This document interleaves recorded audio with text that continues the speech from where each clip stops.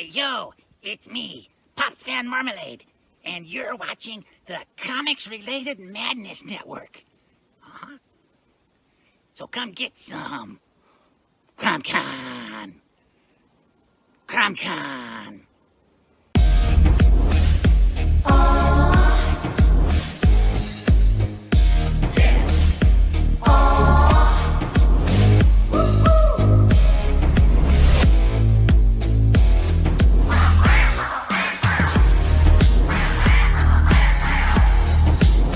Your favorite podcast is Critical Blast. Hey, we want to shout out to our sponsors, Daytona Beach Comic Con. If you are a fan of comic books, if you're a fan of comic book conventions, and if you like meeting comic book creators and getting comics and comic-related stuff, then you need to make your plans to attend Daytona Beach Comic Con. This year's show is September 9th and 10th. Silverline will be there, so you should make your plans to be there too. We'll see you there. If you like comics and find yourself in the Orlando, Florida area, doesn't everyone come to Orlando at some point in time to see the House of Mouse? But when you're here, you need to make it a point to visit Coliseum of Comics, especially the one on East Colonial Drive. They carry Silverline comics, even a limited edition Coliseum of Comics version of our comics. So, when you go, be sure to ask for Silverline Comics and tell them we sent you. OCD stands for Orlando Collector Deviants. OCD, Steve and Trish. They're a family of geeks who promote geek things, particularly those around the Orlando, Florida area. They're big supporters of Silverline, and we think you should be supporters of theirs too. Go give them some love. If you are an independent comic book maker and you need to get your independent comics made, you need to look no further than Kablam! Kablam Digital Printing. They print our books, and they do a bang-up job. They're not only trusted by Silverline, but many, many independent comic book makers. Head on over to Kablam.com and see for yourself just how easy it is to have your comic printed by them. And tell them Silverline sent you. Hi, this is Tim TK, host of That Silverline Show on Tuesday. Join us at 11 p.m. Eastern, 8 p.m. Pacific every Tuesday night as we discuss pop culture and the joys of making comics. And I'm Scott Wakefield, host of Silverline's Wednesday Wham, where we talk about comic books and all kinds of great storytelling, sometimes with incredible guests. And we want you to join us Wednesday nights from 8 to 9 p.m. Eastern. We'll see you there. I'm Roland Mann, and I host Silverline's Silver Sunday. Join me every Sunday at 8 p.m. Eastern as we make mine Silverline.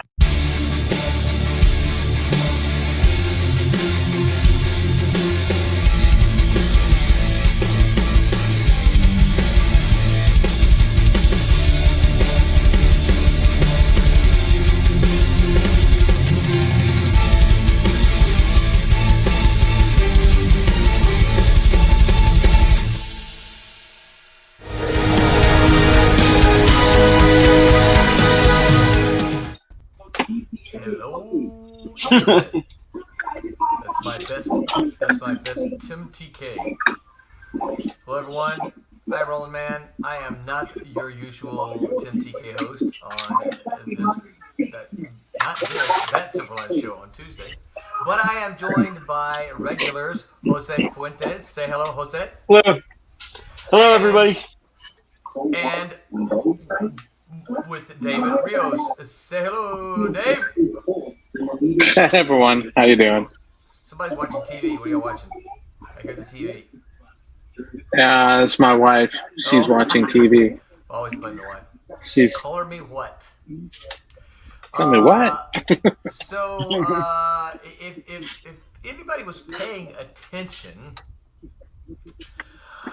you noticed that our topic for tonight changed at the last minute. Blame me. I'll take the blame. Sorry. And I know Vic blames me for everything anyway, so Right. that's okay.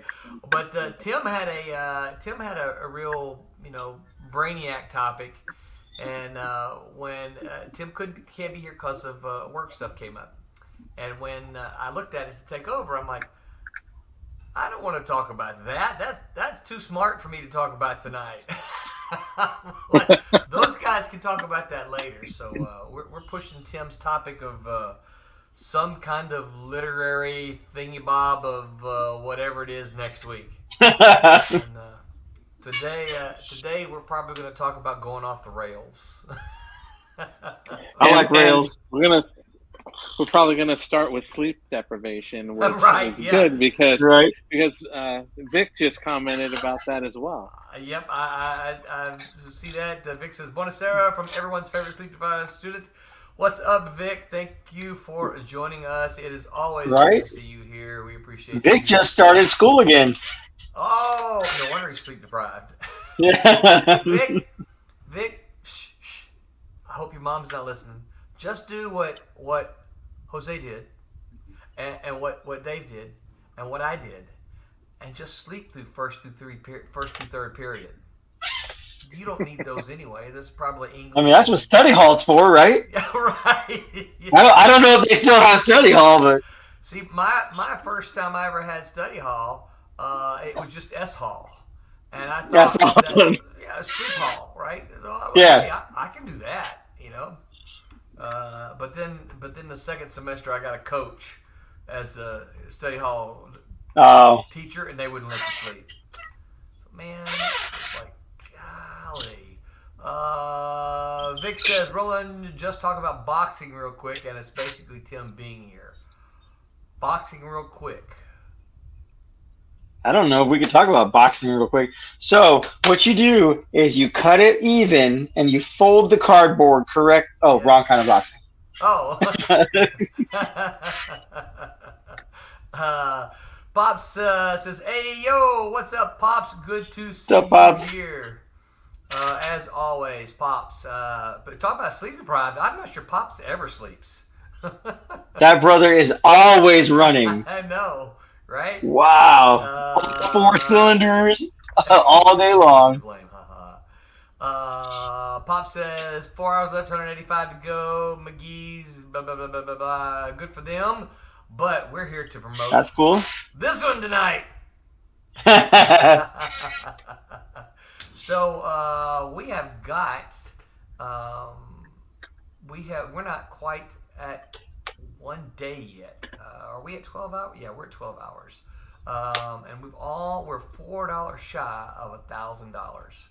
So thank you guys for all the pledges so far, and we're gonna keep pounding away at them.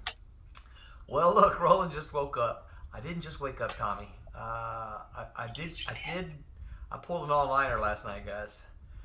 Oh, jeez. I don't do too many of those, but I pulled an all-nighter last night because I just was not ready. Because I've been away for the last little bit of time.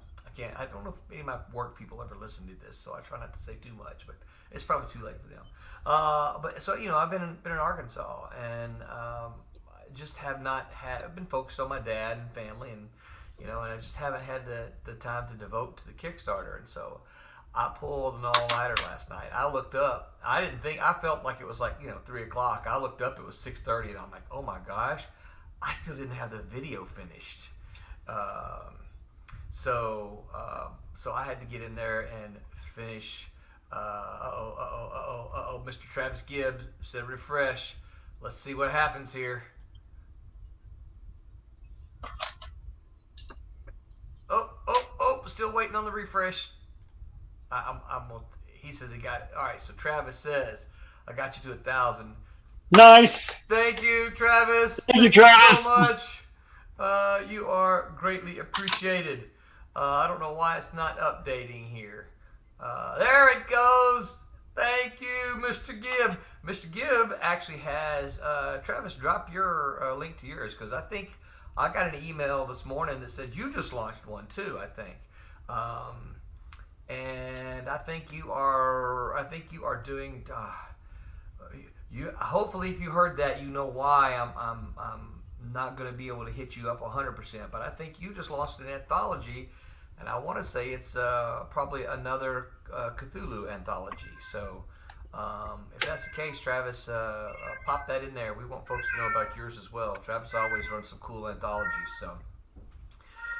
Travis is a guy. I will say this. Travis is a guy who loves the medium, and as you guys hang around Silverline, that's the kind of people we like. People who like comic books. Right. And, if you follow Travis at all, it wouldn't take you but watching his social media for a couple of days to know he loves comics. So, we appreciate that. Let's see here. Pops just popped in. I'll look at the comments here. I'm just here to adjust the volume. Y'all just do your show. Don't worry about it. Okay, all right. Let's see here. Can barely hear Roland, and Jose is super loud. Really? Well, don't. Yeah, that's what I was hearing, and I was like, what's Well, going on? my mama said the same thing, and I just can't. Oh. Well, see, the funny thing is, I listened to I listened to about 4 or 5 episodes yesterday on the road, and my one, and I wasn't going to say anything, but since we're talking about it now, one of the things I was thinking is, because I listened to Wednesday and Tuesday, didn't listen to these Sundays because I was there. One of the things I noticed is Dave was like this, and I couldn't hear Dave. I could hear Jose Because he's a ninja. Oh yeah, well, the thing about it is, I could, because I wasn't watching, I was driving, so I wasn't watching it. I was listening, right? Man. So I couldn't hear Dave real well, and so I was like, oh man, I need to tell Dave to turn up his microphone. But everybody else I heard really well. How's that? Is that better for everyone? Somebody in the chat, let me know. Is that more equal? Everybody sound the same now? Pops in here with some tech support. I know Pops. Even when he's not here, he's here. Pops is always here. I know. Let's Yeah, see here. always.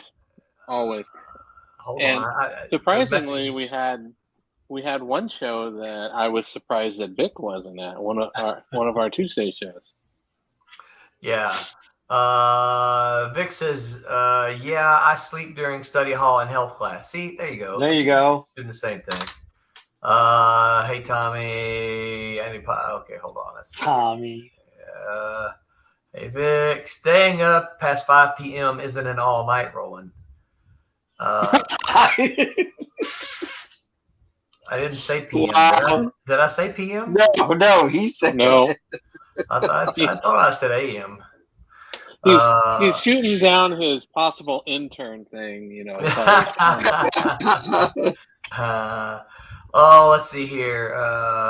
Once again, Travis got us to 1,000. Thank you so much, Travis. We are now sitting at, as you guys can see, 1,009. That is awesome. Yes, it is very awesome. I was just telling BJ, I just came out of a class. So I was just telling BJ, I said, I'm really, really, really would love for us to get to 1,000 before I go to bed tonight. So thank you, Travis. Appreciate it. And Travis got to put his link. Now Roland can go to sleep. Now I can go to sleep. But Travis said, yeah, see, Cthulhu invades Neverland. So if you guys can't pop over to Kickstarter and look it up, give me a day or two, excuse me, and I will include a link to Travis's. There's a couple of Kickstarters going on that I need to, of people, friends of Silverline, and I need to provide those quotes so you guys will know. Let's see here. So hopefully Travis's is doing well as well. That's Roland's squeaky chair. My chair is not squeaky. Yeah, I was supposed to like comics, bro. That's crazy. Well, I tell you what, Vic, if you don't like them by now and you're spending all this time you're doing them, you're in for a world of hurt, man. Look at that. Oh, look at that. We just went up again. Pops even, look at that. Pops is on top of it. Another backer. We got 28 backers. We're up to 1,027. Wow. Nice. Whoever you were, thank you so very much. Right? Tommy says, Jose, stop screaming. Hope you're not like that on our upcoming road trip. You just wait. So what Tommy's talking about. Some Jane Austen for you. So what Tommy is talking about, y'all, is that I got to pull up my calendar so I get the date right. Is that here just in a matter of, oh my goodness, this is like 2 weeks away. Something like that, Jose like 2-3 weeks. Me and Tommy from Silverline are all going up to Pikeville, Kentucky for the Pikeville Comic Con. We'll also be accompanied by, I don't think Jose's ever met him, but Tommy and I Tommy's partner and my good buddy, Barry Gregory. So we are all going up there to Pikeville Comic Con. So We might not all come back, Tommy. Well, Pikeville is the home of the Hatfield and McCoys. Yes. Yes, I do. Let's see here. We got Knuckle Supper Studios says, "Evening, lads. What is up, Knuckle Supper Studios? Hello. I owe you stuff. I know that. I hadn't forgot you. It's coming. Maybe not tonight. I got stuff coming your way." Tommy, you always say I'm too loud. He says, "Turn rolling down. He's too loud." The thing about it is, I think I have teacher voice. You have to. To be a teacher, you gotta be loud standing in front of the classroom, and so I think I have teacher voice a lot. But anyway, so I like that. Knuckle Supper Studio says, "I got nothing but time." That's good to hear. So I'm going to tease some stuff. So you guys will be seeing Knuckle Supper Studios more.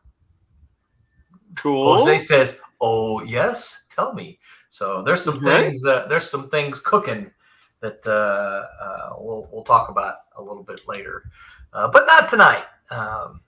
Still needs to cook some. So, Gotcha. So how you guys doing? What's been going on with you?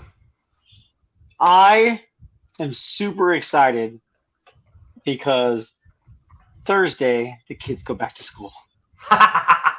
You know what? I have heard that. My efficiency is about to go up at least 20 to 30%. Well, you know what? I'm happy to hear that because I got to poking around in the Dropbox last night, Jose, and I did not realize. I don't know if you did.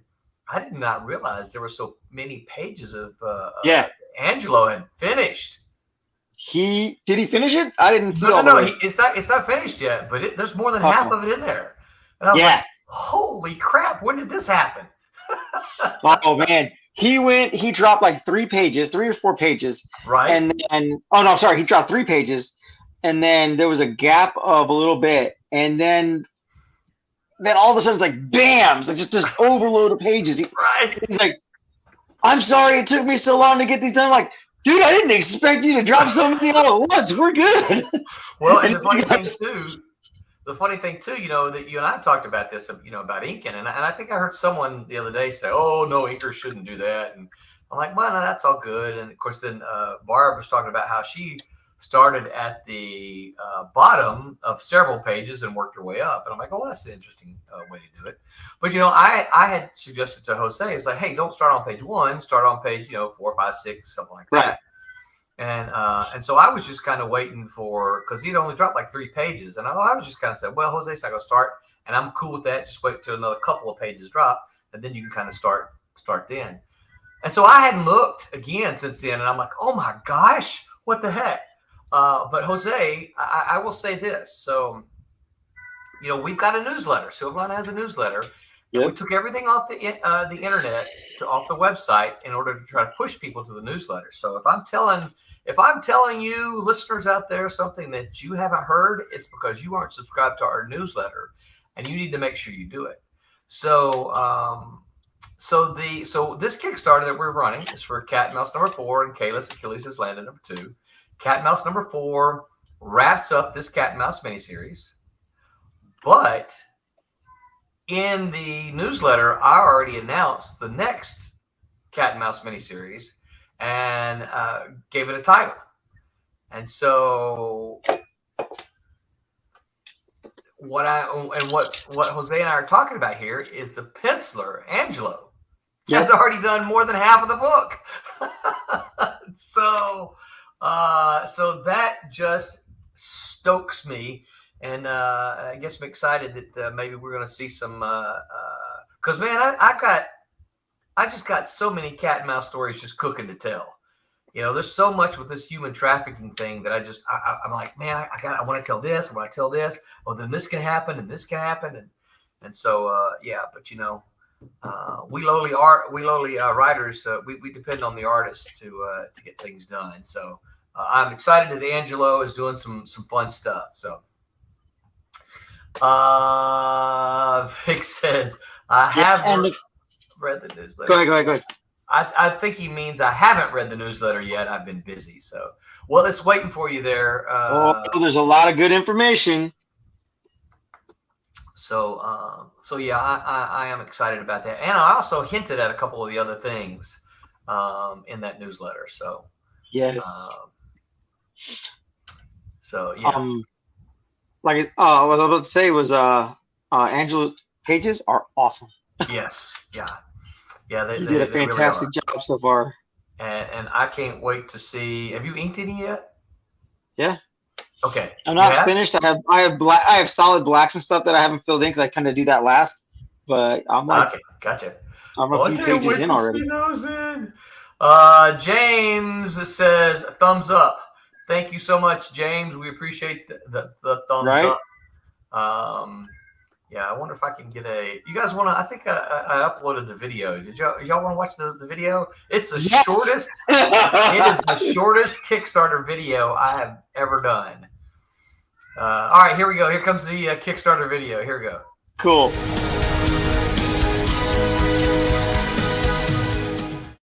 Hi, and welcome to our Kickstarter. I'm here to tell you about our Kickstarter. Cat and Mouse is a story of a guy who gets a telephone call from his ex-fiancée, and she says, "Hey, I want you to go get my kid sister. She's run away from home." Well, it's his ex-fiancée, so he doesn't really want to do it. But he's studying to be a police officer, so he decides that he will go to New Orleans and see if he can't find her. So he goes there, only to discover that the kid sister has been caught up in a human trafficking ring. So he has to figure out how to get her out of the human trafficking ring and get her home. And yes, there are ninjas involved.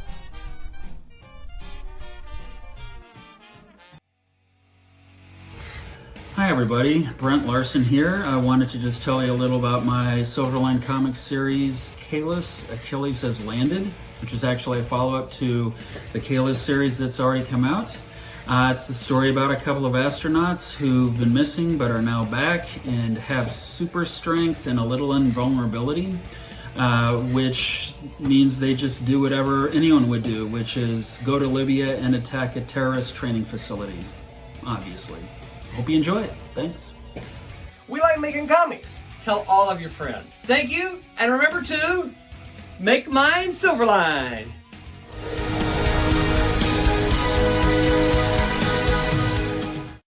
Woo-hoo-hoo.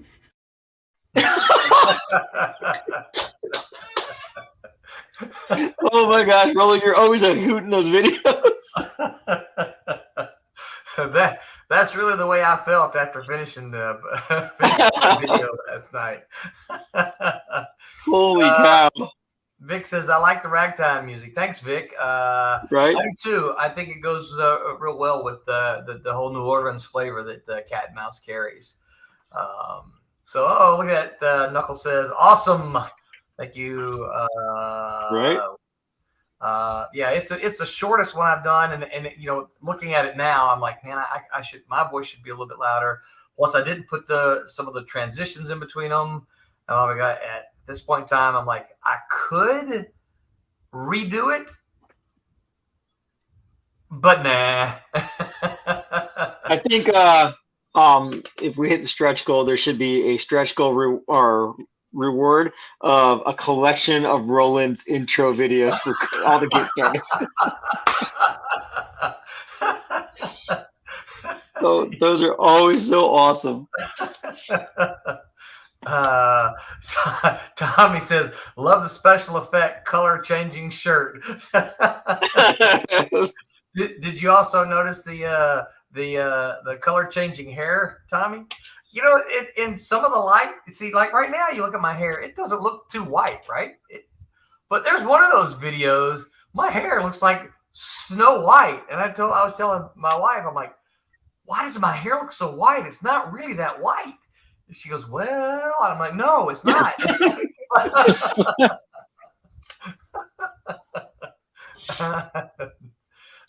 Vic says, I just finished off a page I've been doing for 3 days or so. 3 days or so, huh? Just pencils, or I mean, not saying that in a bad way. I'm just saying, like, just pencils or pencils and inks. I think, if I recall, Vic is focusing on pencils. I think. Vic says Roland either looks barely gray or like a wise old man. Or he's Gandalf. So, I did notice when I was looking through this stuff last night, I saw the first cat and mouse video that I did, and this part of my goatee was considerably darker, just right here along the sides. And I'm like, and I don't feel like, it's like, of course, on the one hand, I feel like it's been forever since the first issue came out. On the other hand, I'm like, well, it wasn't that long ago, but okay, it was. So do you guys ever go back and listen to any of the streams? I know Dave sometimes tunes in live on Sunday, but you guys ever listen to some of the streams that we do and then sit there and go, man, I wish I was listening live. I would have said this. I would have said that. I would have said this.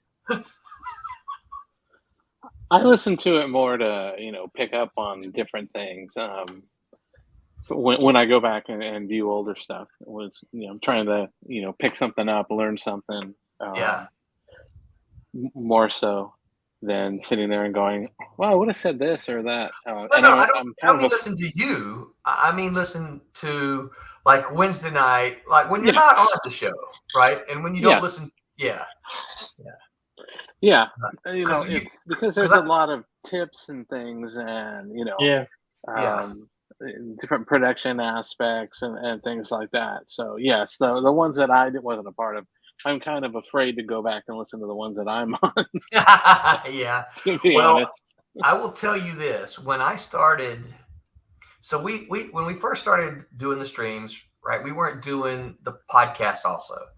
And at one point in time, we said, "Well, look, we already have the stream, so let's just take that and turn it into the audio, and they don't really have to see it. We'll just make a podcast." And so that's what I was doing. But there came a time when we did some of them that were really long, and I'm like, I want to shorten some of these down. And I got to listening, and I hated the way I sounded. Not because I didn't like the intonation of my voice or anything like that, but I said a lot of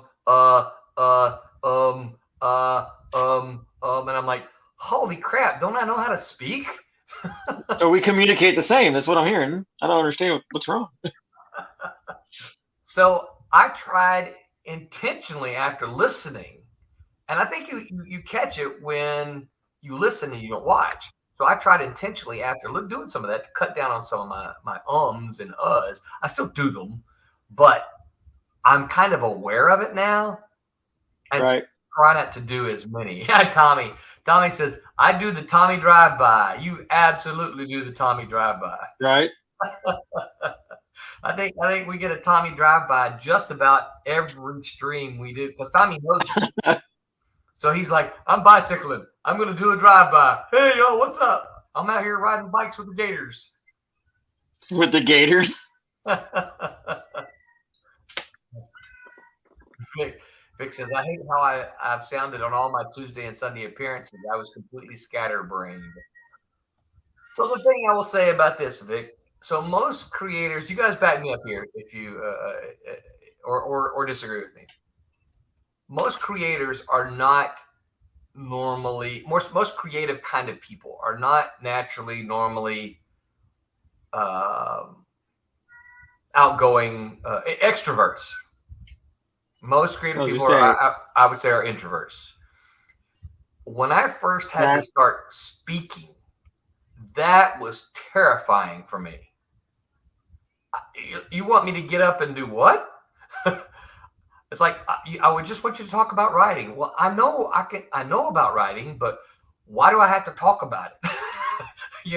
I don't want to tell all. There's 300 people sit, because one of the things I did before I came down to Full Sail, I used to speak at a lot of writers' conferences. This was in between comics, right? So when I left comics in early 2000, I quit comics, and then I went into more traditional writing, and I used to go to writers' conferences, and I would speak on at writers' conferences, and that was kind of terrifying because here I am talking to all these people, and they're all sitting there doing this, right?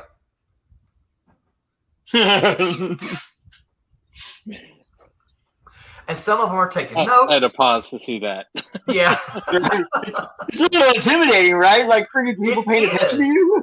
It is. And I'm like, so, and then when I started teaching too, people often don't think that teachers are nervous when they get up in front of the class, but it's true. See, there I go. I don't get quite as nervous now teaching my class, but when I first started teaching, my notes, I don't have any notes here around me, but my notes would be like 3 pages long, right? I go into class, I go into class now with like 6 bullet points. My God. I don't need them now because I've talked about it so much. I know what needs to be said, right? So I don't need 3 pages of notes. Now, if someone fills in for my class, they need those notes, but I don't need them anymore. But when I first started, I did. I had to have them. I had to make sure that I kept on track and said this and that. And now I still have a problem. You guys know me well enough. I still have a problem. My smart students can figure out squirrel for me, Yeah. And I'll be talking and the smart ones will go squirrel. And I'll like, and then 15 minutes later, I'm like, so wait, where were we? Let's see. They got your number.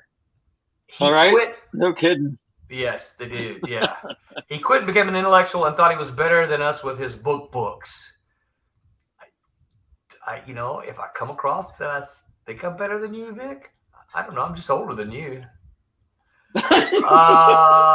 Knuckle, I would never leave the house if I didn't have to. I don't people well. Same. I work at home for a reason. Yeah. So one of the I need to write this down. One of the things I want to talk about is mask, but I believe we as creatives can be 2 people, right? You can be who you are, but then when you get behind that table, you kind of become somebody else at a convention, right? Because I had to, because people made me do it. I'm not gonna lie. Wait, somebody made you? So I've done conventions before. I went to art school, and it was mostly like, "Hi, buy my stuff, please." Right? And then I came home from art school. I met my comic shop guy, who's one of my close friends, and he's like, "Oh, let's do conventions together. Like, I'll sell stuff from my store, and we'll get a table so that you can set up and sell your artwork and whatnot." I was like, "All right, great." And I was sitting there, and I was like, "Hi, buy my stuff, please." And he's like, "Come over here to Jose Fuentes' table and pick up his stuff. Like, he's awesome. Come say hi and make him give you a hug." I'm like, "What are you doing?"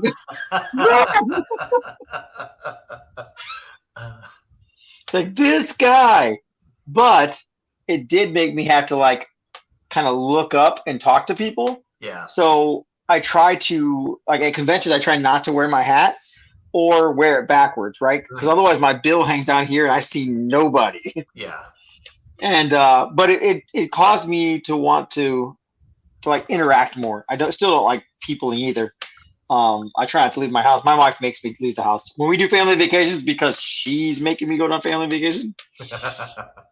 But I enjoy it when I'm there. But I'm like, yeah, I'm ready to go back to my table. I'm ready to go back to my desk. Yeah. And my drafting table misses me. Yeah, that's right. Yeah. Yeah. But like it forced me to have to talk to people. It forced me like, "Hey, how you doing? You like comics? Like, what do you like?" Like, I mean, just things like that, and just try to get people to talk. And then I realized I actually like talking about what I do and how I do it. Not necessarily like, "Oh yeah, my artwork is amazing," but people will flip through. "Oh, I like what you did this." Like, "Oh, how I did that was that." Right? I like talking about my process. I also like hearing people talk to me about their process and like asking questions, because that's kind of how I started learning before I went to art school. Was, "Hey, how did you do this? How did you like?" I had some.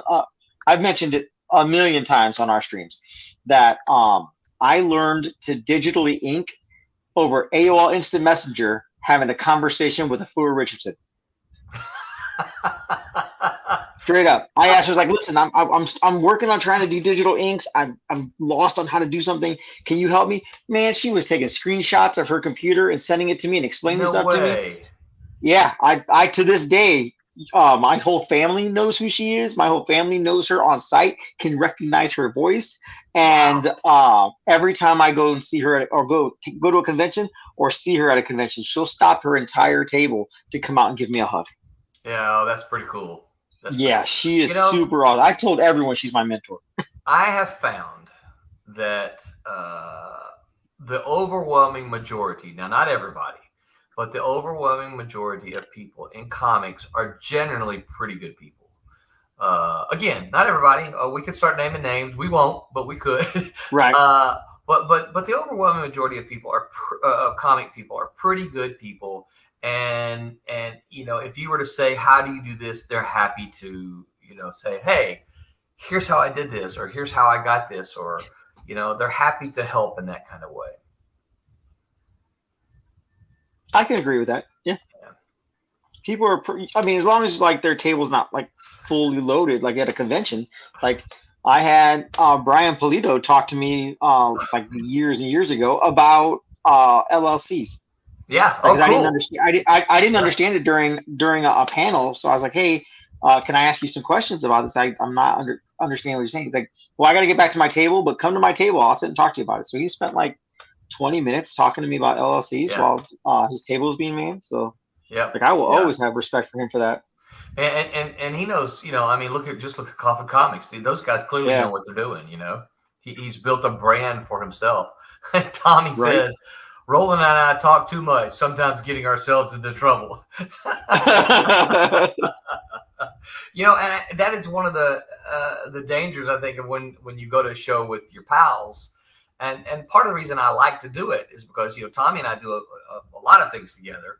And, of course, the advantage is if it's a slow show, then you just sit there and talk to your buddy, Tommy and I can think of Tommy and I have solved all kinds of comic book industry problems. And I'm sure in a couple of weeks, Jose, we're going to do the same thing heading up to Pikeville.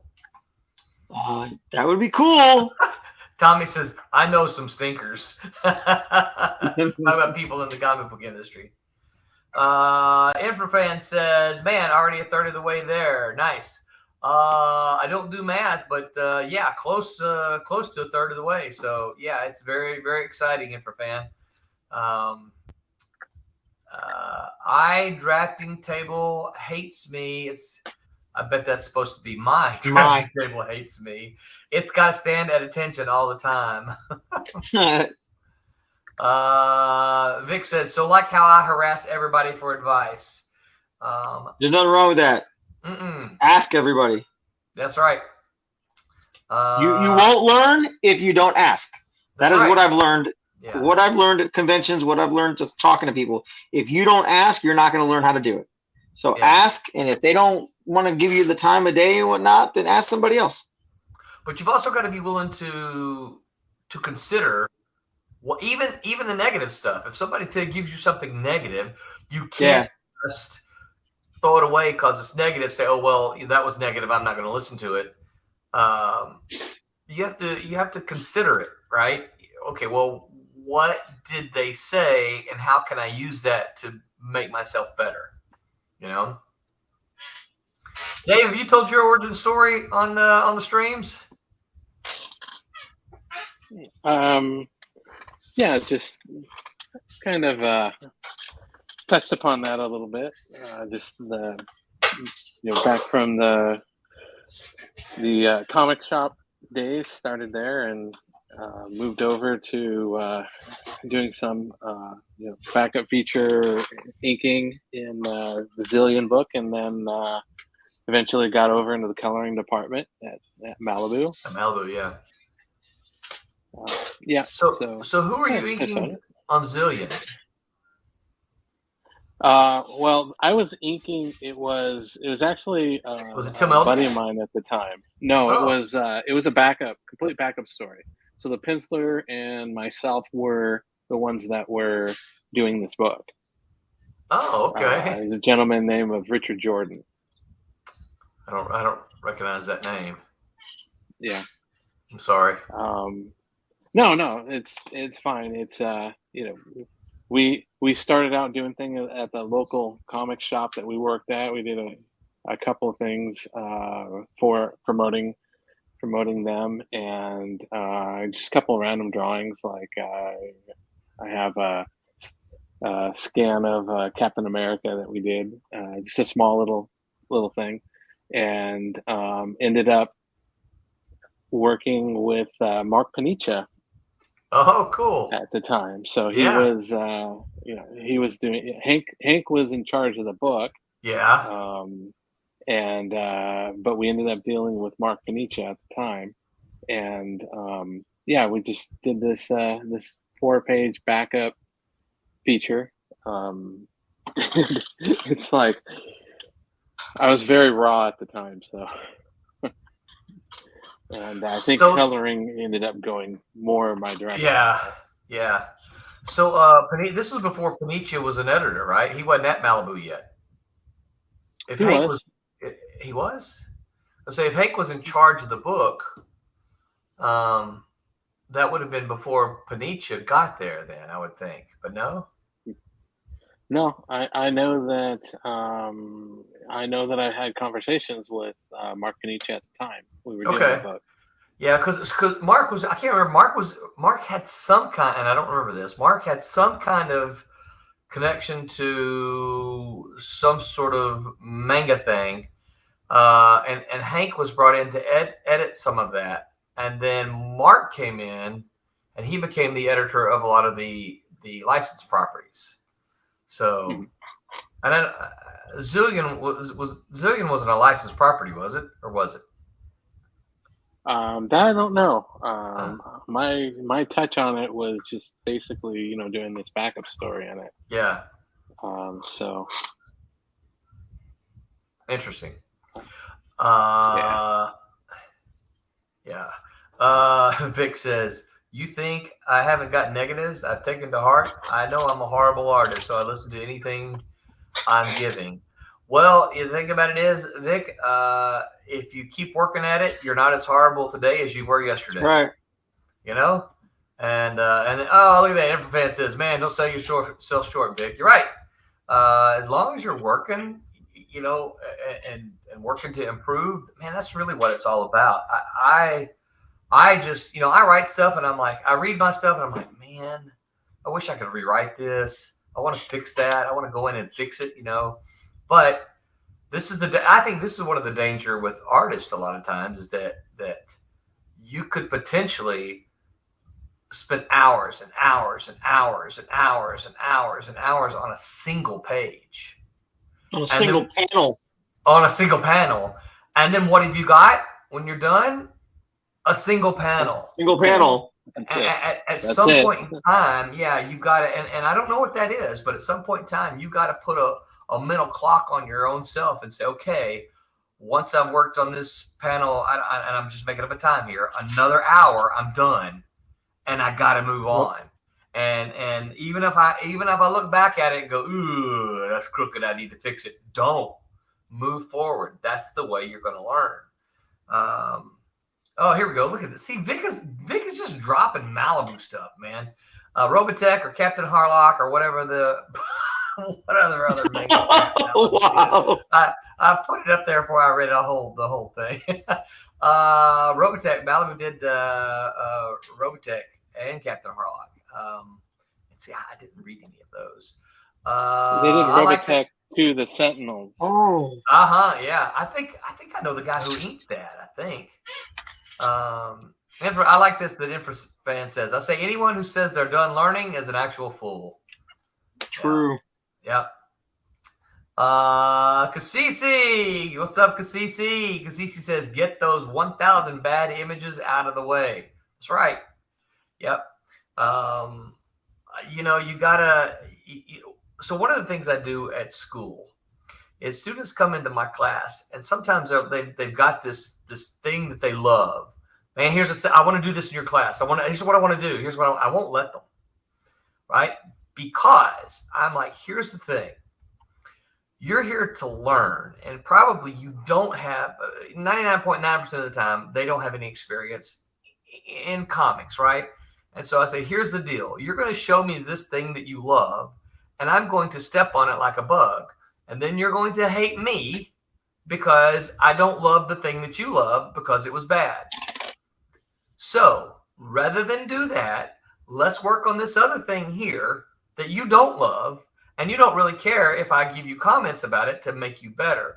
Then you can learn how to do it. And then once you're finished with my class, you'll know how to do it. And then you can go do that thing you love and actually do it in a decent way. But I have that is absolutely valid. I have students get mad at me sometimes because I won't let them do it. I'm like, nah, and I used to teach when I taught in the master's program, I used to teach a character design, a character building class, and it was writing, not art. And I know one student one time had this character they wanted to do, and I had told them already not to do this, right?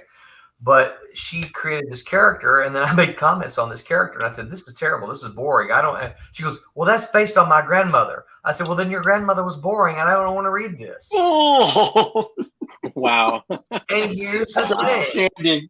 Well, but here's the thing. I said, "Here's the problem. This is why you don't use grandma to practice on in school. Right? You come make something up in school, learn how to do it, take what you learned." And then go write this thing that honors grandma in a way that is awesome, So I feel that my teacher Fernando Ruiz did the same thing to us in class. But it got to the point I waited to hear what negative things he had to say about the stuff I was doing because I actually enjoyed it because just his attitude. It was almost like the Kubert version of Simon Cowell. You know what I mean? Yeah. So like me hearing negative comments about stuff I do is like, oh, okay, yeah, go ahead and say that. I'll tell me. I want to hear it.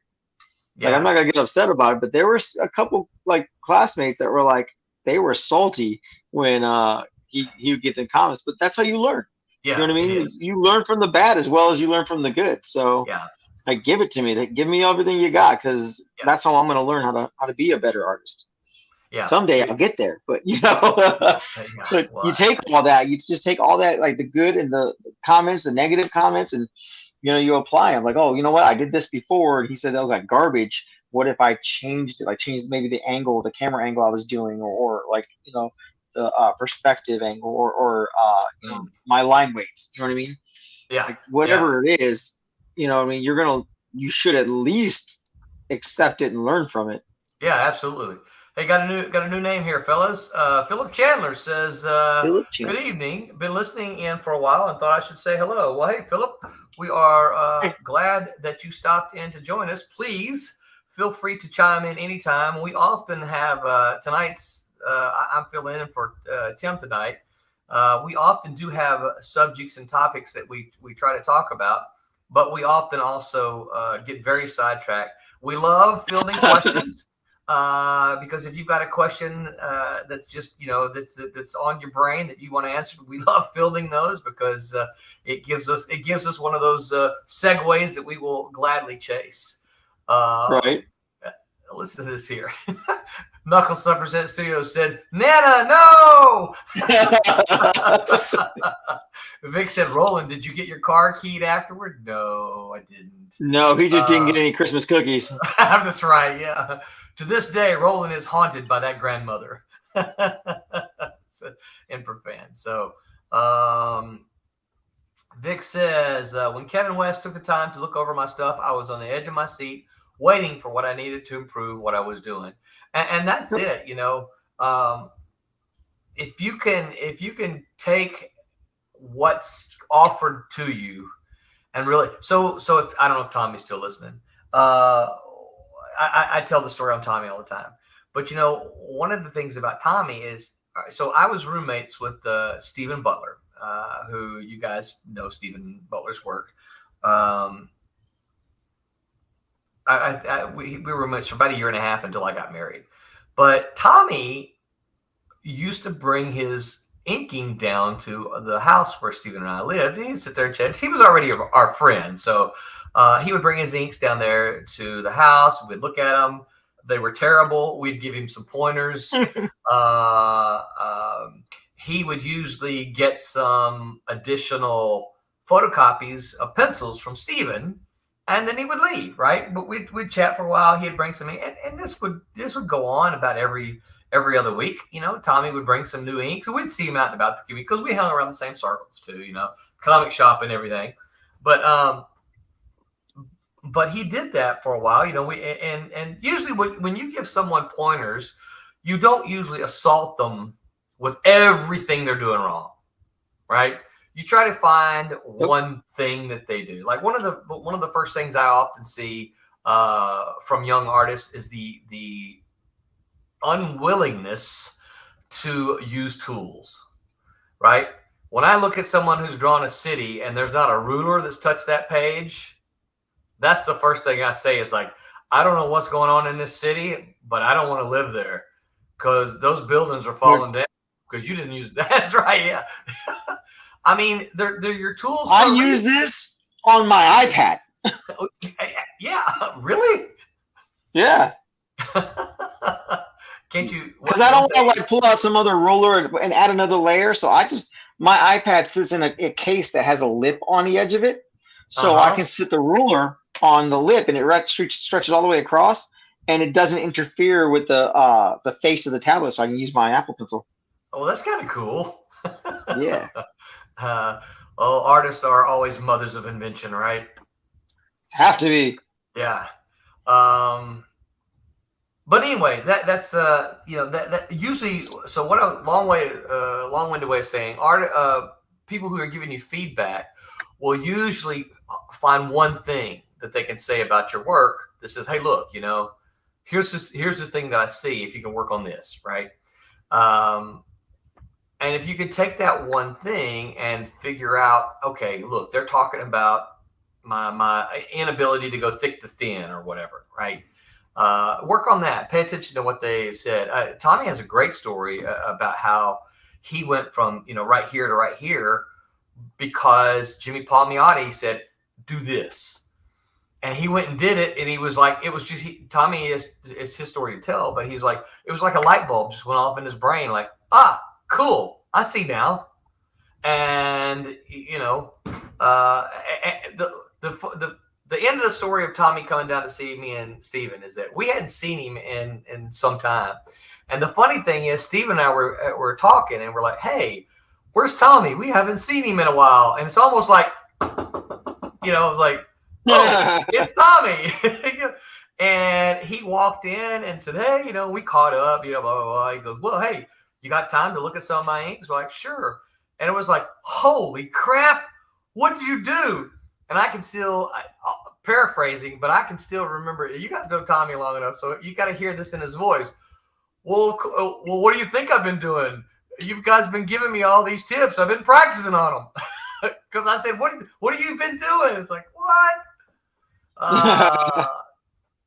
right, let's look at all these comments here. Intervan said, I always heard those kinds of artists are the ones who actually get attention because so much of working in comics is taking notes and utilize them instead of being hard-headed. I tell you this, Infra, as an editor, you want to work with people who are easy to get along with and easy to get the work done. As an editor, I never wanted to have to call people and remind them of their deadlines. I don't care who you are. I don't want to have to bug you. Oh, your deadline's tomorrow. Your deadline's next week. I don't want to have, that's not my responsibility. You're an adult. I'm not your mama. Those who miss their deadlines all the time, I didn't want to work with them because, it was my job to get the books out. If you couldn't do it. Stephen Butler, you mean the guy who did the post buyout Ultra Force? He did Ultra Force. I don't recall when it was. But he also did Web of Spider-Man and Silver Sable and a bunch of Archie and a whole bunch of stuff. Philip says, I know Vic from other lives, so which brought me here. I'm an ex-animator, but I like to see what other artists are doing. I really appreciate comic artists. Oh, cool, Philip. That's really cool. An ex-animator. So why are you an ex-animator? Did something force you out? Did you voluntarily go somewhere else? Why are you an ex? I'm just curious. Vic says, you mean you get the main thing and then get them to fix that, and then the next thing once that's fixed. That's exactly right, Vic. This is for you, Jose. Tommy says, Jose doesn't know you can snap straight lines in iPad. Yes, but you don't get that really nice feathering when you do it that way. And doing it this way, even digitally, it's still more organic than doing it that way. Because you still got the some level of not quite straightness. Is that what it is? Because you're That's right. Yeah. Cool. I dig that. Tommy says, I know some artists that don't use straight edges. Ha ha, no names. Me too. No names. As an editor, that's one of the easiest things to spot, though, that and vanishing points. I thought vanishing points were, kind of one of the first things taught. But man, have you ever looked at a cityscape that has no vanishing point? That's when you're like, you're doing this. You're like, I don't know what's going on here. Help me. Let's see here. Vic says, Rob told me about my faces. I came back with better faces. He told me the next thing I need, moving my camera angles and doing less flat shots. Yeah. Roland would have died working with Images guys. True story on the Image guys. So, you guys have probably all heard the horror stories about Image being around and then pay cuts and all that kind of stuff. So, I can't speak to any kind of real authority on any of that kind of particulars. But what I do know is that we got a phone call from a couple of guys from Rob Liefeld's studio. And they're saying, hey, we want to come up and we want to come work for you guys because we're not getting the kind of work that we thought we would get down here. And we want to come work for you guys. And we're like, oh, cool. Well, who are you? Well, we don't want to give you our name. But can you guarantee me a book? But you're not going to tell me who you are? Well, we don't, it's like we don't want Dave, you might remember some of this. Well, we don't want, we're not real sure, if Rob finds out, we'll get fired or so we want a book. We want the guarantee of a book. We just flat told them, yeah, that ain't going to happen. We're not going to guarantee you a book, even though you might have some chops. We're not going to guarantee you a book. Particularly without even giving your name. Yeah, without even giving your name. And I don't know what your work looks like at all. So what they ended up doing was driving up, because I think Rob was in San Diego, and of course Malibu Comics was Calabasas, yeah. And so they ended up driving up there, and we had a quote unquote a secret meeting in one of our meetings, and they showed us their work. So if you guys want to figure out who they're talking about, one of those guys ended up drawing Nightman Gambit for me. So yeah, true story. Let's see here. Vic being funny. What's a perspective kid? Infravan says that's basic how to draw comics the Marvel way. Vanishing points is like the second or third chapter. You are absolutely right. I've had a couple of copies of how to draw comics the Marvel way, and I even heard one of you guys talking during the stream the Marvel Comics tryout book, one of the recent days. Vic says Eric Lawson had to slap his mama for him to have the salt he has. Yeah, I don't know about that. Amber said, did Tom ever mention this unknown hero called Spawn? I never see him talking about him. Yeah. Philip says, Oh, wow. It's a long story. In the early 90s, I worked for Nelvana in Toronto. The short version is that the industry changed to computers, and I was taught old school. Oh, man. I still kept drawing, though. I did a lot of commissioned cartoons and did characters over the years. Philip, you ever thought about doing comic books? Seems to me like a natural progression.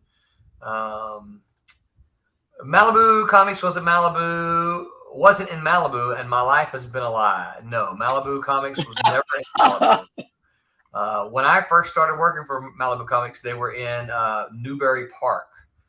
When that was as a freelancer. When I first became employed by Malibu, they were in Westlake Village. And then their final offices were in Calabasas. Yep. Which was, Vic, if you look on the map, is just across the little mountain there from Malibu. Vic says, Kyle Holtz? Kyle Holtz for what? Oh, no, Kyle never worked for Image. Not that I know of, anyway. He was not an Image guy back then, that's for sure. But I don't know if he's ever done anything for Image. He just did some of the DC Night Terror covers. Really? Yeah, he's got a couple of them that he's doing like the variant covers on. Nice. I did an adaptation with Kyle, a graphic novel adaptation. It was the longest thing I've ever done. It was 120. Well, actually, that's not true. Cat and Mouse, the first volume, was the longest. The longest single thing I guess I've ever done. I want to say it was like 132 pages. And Kyle penciled it all 132 pages. This is just a couple of years ago. Yeah, I did some of his colored some of his pages from the Rune. It's a later Rune story. You talking about Curse of Rune? Possibly. Yeah, Kyle drew the miniseries Curse of Rune. Okay. Actually, I have a couple of those here. Let me see if I can open that. It's in my scan folder. Hold on. Oh, yeah. Philip says, Vic's been on me to do comic books. I have some ideas kicking around. Well, I have to warn you, Philip. It's a love, and once you get in, if it hooks you, there's no going back. It's like a drug. Tommy says, love Mr. Holtz on Nightman. Fun time. Loved inking him. Yeah, and I will absolutely say this. The entire Malibu offices loved what Tommy was doing on over Kyle on Nightman. I remember getting those first pages in, just going, "Oh my gosh, look at how awesome these are!" Just taking them around, showing them. That was kind of the fun thing about the office, right? You'd get a FedEx package in, and you'd open it up, and you'd go, "Oh, look at this!" Oh, and then you'd take it around and you would show it. Yeah, that's so. It's Hearts of Darkness. Yeah. Yeah. So, well, how do you still have these pages, Dave? These are printout firies that I had from the time. Oh, okay, I got you. So, I got you.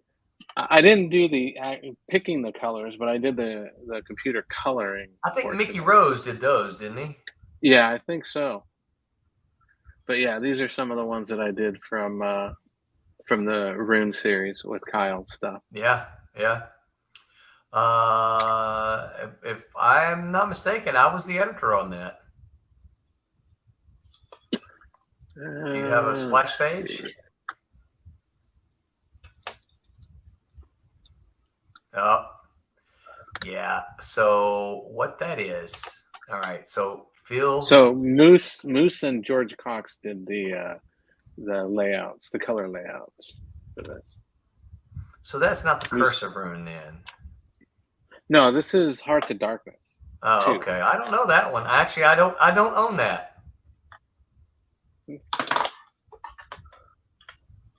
Interesting. I have to look. Tim Bradstreet. Yeah, I see I'm that. sorry, Inker Tim Bradstreet. Yeah. Over Kyle Hotz. Hopes. Yeah. That's pretty cool. Vic says, Roland, did you ever edit Hardcase? No, I did not. I used to talk with Hudnall a bunch, but I never did Hardcase. All right, so here's a good question that Infrafan has. Considering how hit and miss adaptations are, would any of you be more excited than nervous if any Silverline comics got picked up as a show or movie? So, what do you guys think? Or what about Jose? You got one coming up too, don't you? Aren't the Witchfinder? Yep. That's something that Pete and I are working on, and I think we're going to be doing the Kickstarter soon as well. But I mean, personally, that would be freaking awesome as a show. But like the first thing that popped in my head, honestly, was Obsolete as a cartoon. That would be awesome. That would be cool. Yeah. So Infra. So I know that I'm getting ready to talk to you. So I hesitate to tell this because I don't know if this is something you might want to ask. So Cat and Mouse was optioned by Hollywood. I don't have. I normally have it right here in my filing cabinet, but as you can hear, my filing cabinet is still empty because I have yet to unpack. I did find I got a mouse logo, Iron-On mouse logo. Yeah, for any of you cosplayers out there. But I have all of the paperwork, all of the story notes and everything like that from when Cat and Mouse was optioned. Now, my problem with this is I'm just going to go through some of the problems. Okay, so Cat and Mouse, male and female. Part of the idea right behind Cat and Mouse is you got the traditional, dude chasing the girl, kind of the romantic thing, right? It's a chasing thing, and so there's a little bit of that, right? A little bit of cops and robbers, chase. Catch and chase. Cat and Mouse, of course, is set in New Orleans. And if you know anything about New Orleans, the city of New Orleans is below sea level. Yep. If you know anything about New Orleans, they don't bury people underground because they pop back up, right? So one of the things when I got their adaptation, they reversed the sexes of Cat and Mouse and named the girl Catherine, and so she was called Cat, right? And he was named Mouse. And of course, I was a much younger man at the time, but when they told me that, I said, look, no respectable Southern man is going to want you to call him a mouse. I am sorry. I can see that. Yeah. No, it's not right. So the other thing they did was they made, instead of being a cop,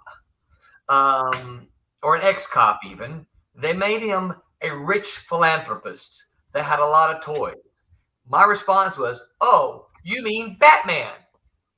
That's all it is, right? But here was the final thing that just killed me.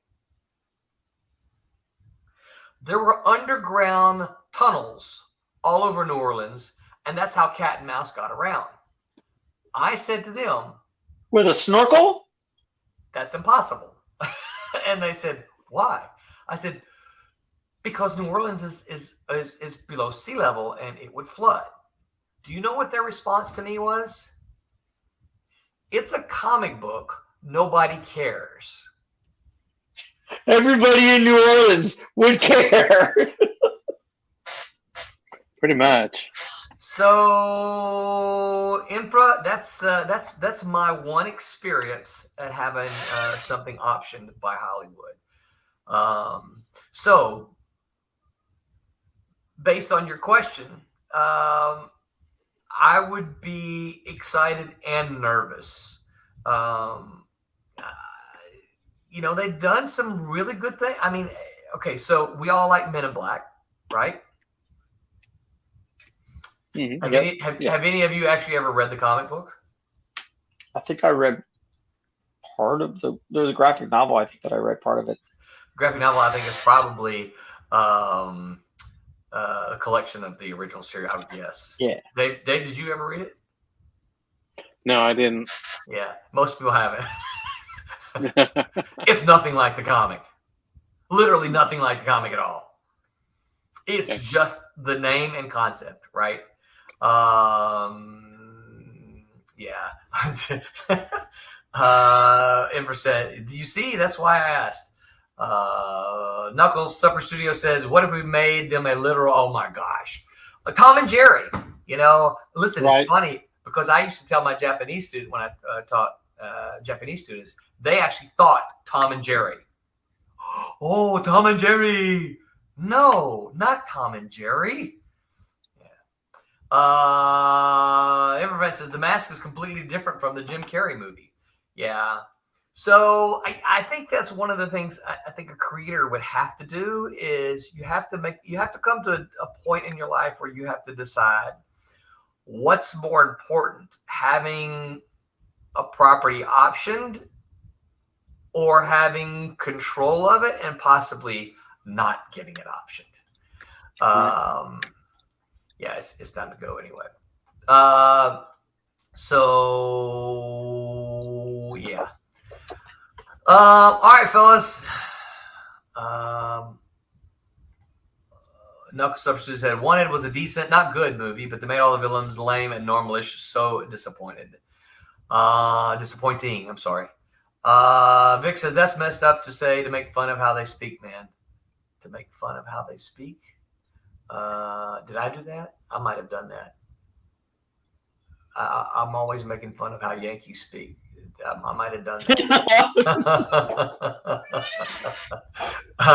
Cassisi says, have a good night. There's the squeak. Thanks, Cassisi. Yeah, thanks, Cassisi. I owe you a message too, so I haven't forgotten about you.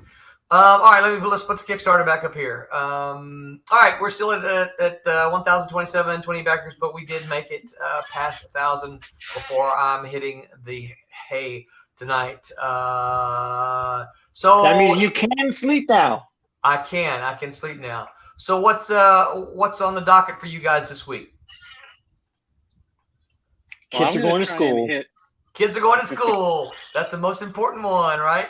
I told you, like during the summer when my kids are here, my productivity goes down because I can't sit here and focus. Even though I work at night, I can't sit here and focus because I have to get them up. I have to be up with them. You know what I mean? When they get up in the morning and stuff like that. Like, and they're just, oh, Daddy, what are you doing? Daddy, what are you doing? Oh, baby, like this is what I'm doing. Like, you know what I mean? Yeah.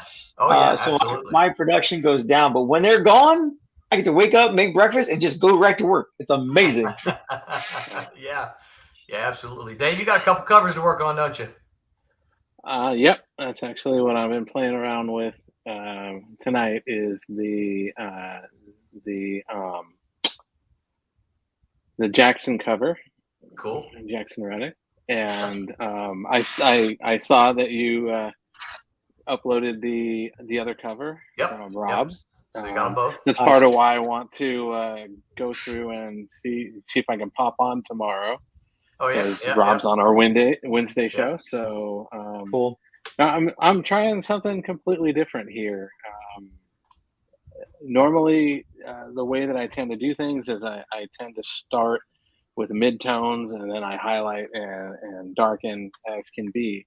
But I've seen a lot of artists that have gone through and start with darkening and then coming in with a pretty aggressive lightning. So that's what I'm trying to do. And one of the things I was talking with Tommy earlier is the difference is on these pages. I'm used to working with CMYK pages, and these are RGB pages. Yeah. So what I'm doing is I'm getting kind of frustrated on is I will go and I will pick a set of colors that may have, up to 20% black K channel in there. And then almost immediately I will drop the color. Then I will go and take the color picker and I will pick the color and it will turn around and now it's like 33K. So in that conversion for RGB versus the CMYK is it's throwing a lot of my colors off, and I'm always, very very attentive to making sure I'm not oversaturating and stuff. I always keep a minimum of 240 maximum numbers. I keep my calculator on speed dial so I can do that, and then now I'm throwing things in. So a lot of my stuff right now is really dark. So we kind of went on a tangent. I don't like dark. I know, but don't like here, dark. let me show you something. Let me show you something here as an example. Real quick. I know we're running. Tommy says latest running Kickstarter's right printing here. now. Should be done now. Tommy, I did get you new files. When you get a chance to check those out. So I'm doing the whole backwards thing.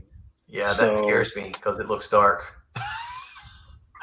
But I'm also But I going trust through, you. and it will tend to highlight with a lot of the lights, and I'll go even lighter than this, but I'm doing in reverse, so just very, very quickly, so colors will be coming out and offsetting like that, and I'll go even lighter and stuff. So cool looking, I'm though. playing around with the darks to light with extreme lights, and see how that's going. So yes, it's starting out very, very dark, but I'm playing around with that whole aspect of, maybe it will save some time without having to do that third step of the darks, shadowing and highlights and all that stuff. Right. So we'll see how it goes. Very, very cool. That's something I picked up. I know Art Germ does his stuff that way. I know Moose Bauman did a lot of his stuff, with starting with darks and all that. I just got to watch the saturation levels and and the end result. So, but yeah, that's stuff that I'm playing around with. Cool. There. So, Well, see how that goes.